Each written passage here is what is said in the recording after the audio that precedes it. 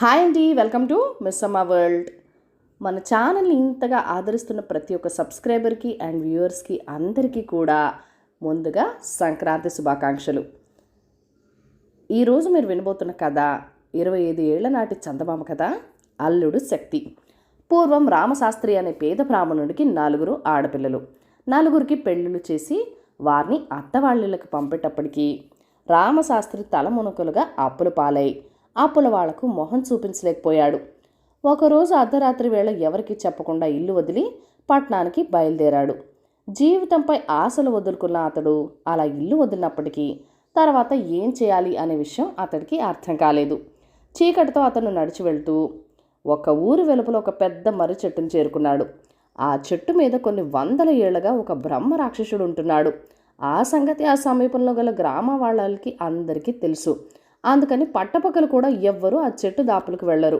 పొరపాటును ఎవరైనా అటుగా వెళ్తూ బ్రహ్మరాక్షసుడి కంట పడ్డారో అతడి వేధింపులకు తట్టుకుని బయటపడేవారు చాలా తక్కువ. అందుచేత కటిక చీకట్లో తాను ఉండే చెట్టు సమీపం వెళ్తున్న రామశాస్త్రిని చూసి బ్రహ్మరాక్షసుడు ఆశ్చర్యపడి ఆగాగు అని పెద్దగా అరిచాడు. ఆ కేక వినగానే రామశాస్త్రికి క్షణం పాటు ఒళ్ళు చల్లబడింది. అయినా ఎంత చెడ్డ స్వతహాగా సమయస్ఫూర్తి ధైర్యము కలవాడు కావున 4 ఆడపిల్లలకు పెళ్లిళ్ళు చేసి అన్ని రకాల భయాలకు రాటుదేలి ఉండటం చేత తన భయాన్ని క్షణంలో జయించి ఎవరది అని అడిగాడు. తన భీకర కంఠం వింటూనే రామశాస్త్రి భయంతో మూర్చపోయి ఉండవలసింది. అలా జరగకపోవటం బ్రహ్మరాక్షసుడికి గొప్ప అవమానమైపోయింది. రాక్షసుడు గొంతు వినబడిన తర్వాత కూడా ఒక మానవుడు తిరిగి తనని ప్రశ్నించడమా? ఉక్రోషంతో వాడు చెట్టు మీద నుంచి ధబీమని రామశాస్త్రి ముందుకు దూకి నేనెవరో తెలియడం లేదా అని కోపంగా రంకిపెట్టాడు. బ్రహ్మరాక్షసుడిని నేరుగా చూడగానే రామశాస్త్రి పై ప్రాణాలు పైనే పోయాయి. మొదట్లో బింకంగా ఉన్నప్పటికీ ఆ భారీ కాయని చూశాక ఇక అన్ని ఆశలు వదిలేసుకున్నాడు. కానీ ఇల్లు వదిలిపెట్టిన వాడికి ఇక దేనికి ఎవరికి భయపడిన అవసరం లేదనిపించి ధైర్యం తెచ్చుకున్నాడు. రామశాస్త్రి వాడిని గుర్తించినట్టు అమాయకంగా మొహం పెట్టి ఎవరు బాబు నువ్వు? ఇంత రాత్రి వేళ చీకట్లో ఇక్కడికి ఎందుకు వచ్చావు? పురుగు పుట్రా ఉంటాయి కదా, నీవు చూడబోతే ఎంత నాజుగ్గా ఉన్నావు అన్నాడు నిబ్బరంగా. తాను నిజంగానే అందరూ అనుకున్నంత భయంకరంగా లేనేమోనని బ్రహ్మరాక్షసుడికి తొలిసారిగా అనుమానం కలిగింది. వాడు రామశాస్త్రికేసి అనుమానంగా చూస్తూ నా దగ్గర దొంగ వేషాలు వేస్తున్నావా? నన్ను చూసి నిజంగా నువ్వు భయపడ్డం లేదు? నేనంటే ఈ ప్రాంతంలో భయపడే వాళ్లే లేరు. నేను బ్రహ్మరాక్షసుణ్ణి. 300 ఏళ్ళుగా ఈ చెట్టు మీదే ఉంటున్నాను అన్నాడు. రామశాస్త్రి రాక్షసుడికేసి నమ్మలేనట్టుగా చూసి నువ్వు రాక్షసుడివా? అసంభవం. నువ్వు నిజంగా బ్రహ్మరాక్షసుడివైతే భయంతో చచ్చి ఉండను. నిన్ను చూస్తే మా అల్లుళ్ళను చూసే కలిగే భయంలో 4వ వంతు కూడా కలగడం లేదు అన్నాడు. రాక్షసుడికి చాలా ఆశ్చర్యం వేసింది. వాడొక్కసారి తన ఒంటికేసి చూసుకున్నాడు.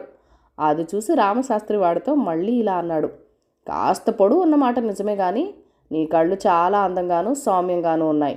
నువ్వు ఎంత కోపంగా చూసినా మా పెద్దల్లుడు కళ్ళలో ఉన్నంత కోపం 100వ వంతు కూడా లేదు నీ కళ్ళలో.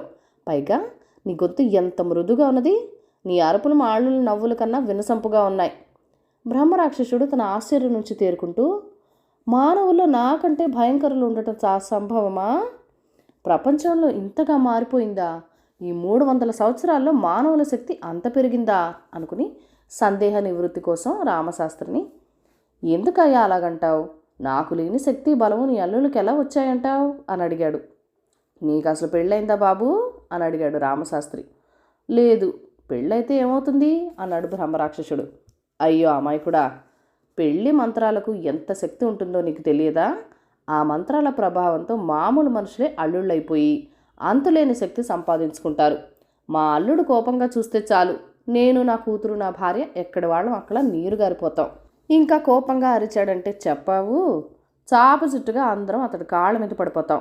నీ కోపము నీ అరుపులు అందుకే నా మీద పని చేయలేదు అంటూ రామశాస్త్రి బ్రహ్మరాక్షసుడికి బోధ చేస్తున్నట్టుగా చెప్పాడు.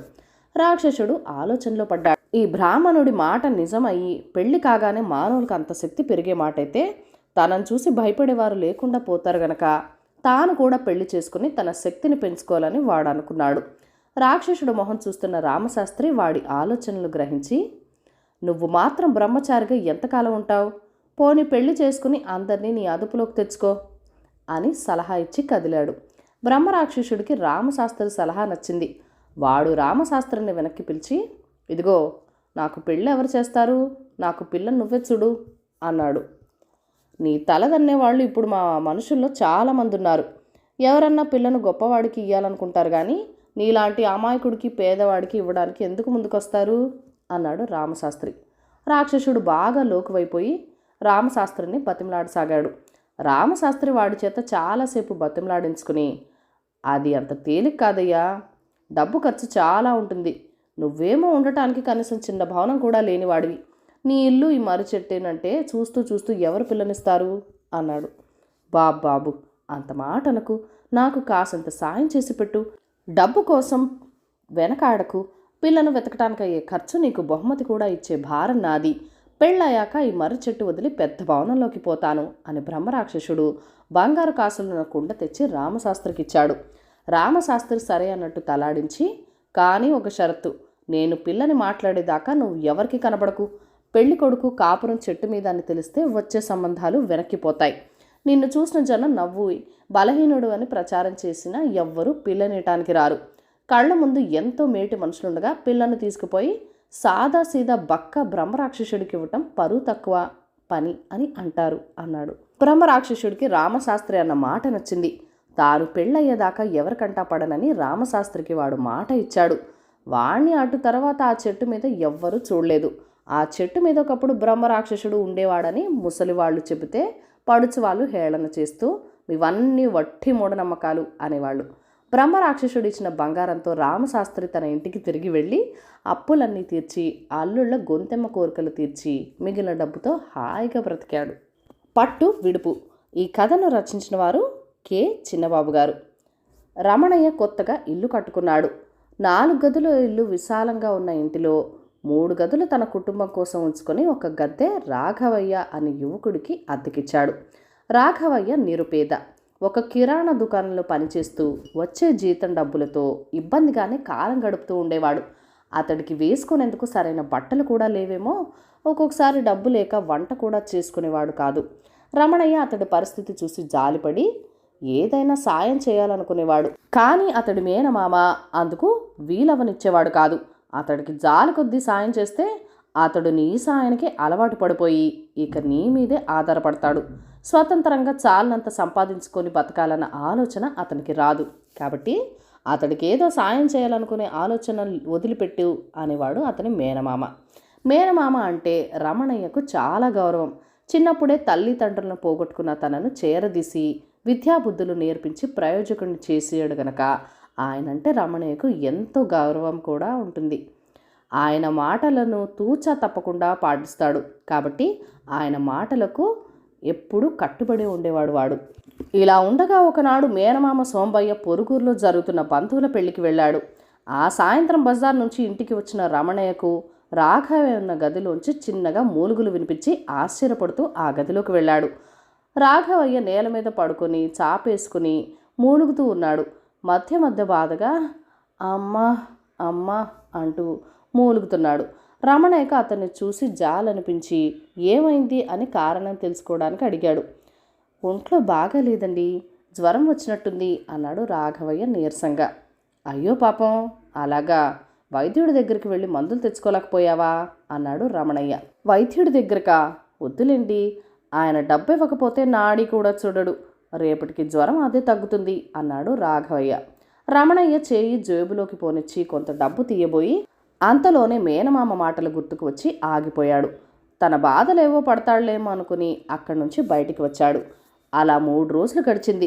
మర్నాడు రాఘవయ్య పనిచేసే కిరాణపు దుకాణం యజమాని శంభులింగం రమణయ్య ఇంటికి వచ్చి రాఘవయ్యను గురించి అడిగాడు. రమణయ్య అతడికి సంగతి వివరించాడు. శంభులింగం రాఘవుల గదిలోకి వెళ్ళి అతడు ఒంటి మీద చెయ్యి వేసి చూసి రమణయ్యతో, ఏమిటయ్యా ఇది, ఒళ్ళు కాలిపోతూ ఉన్నది, కనీసం వైద్యుడి దగ్గరికి తీసుకెళ్లాలన్న ఆలోచన మీకు రాలేదా అన్నాడు కోపంగా. రమణయ్య వెలవెలిపోతూ తన మేనమామ అన్న మాటలు శంభులింగానికి చెప్పాడు.